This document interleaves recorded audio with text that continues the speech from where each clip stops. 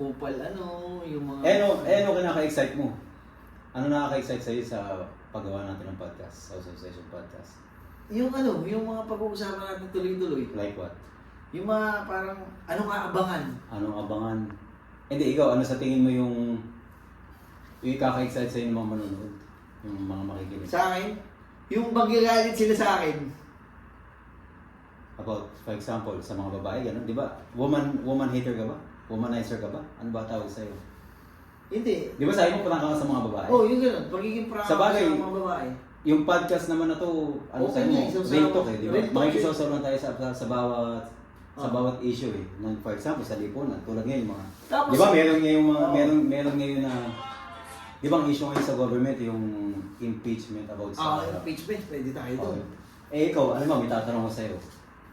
Bakit mo nasabi na prangka ka magsalita sa mga babae?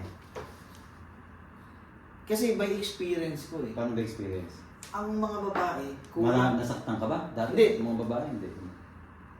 nakakasar ako sa mga babaeng... Pabebe? Masyadong Isa rin yun.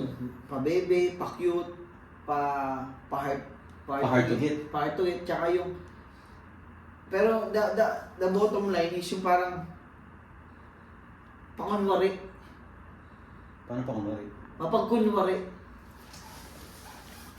Na, halimbawa... Yung pa kumari, parang pakipot, parang ganun. Hindi, pakunwari.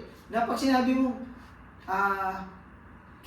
hindi nila kailangan ng lalaki. Pero deep inside. Pero ang totoo, kailangan talaga nila, gustong-gusto nila. Ah, Kasi kailangan nila. okay. Kasi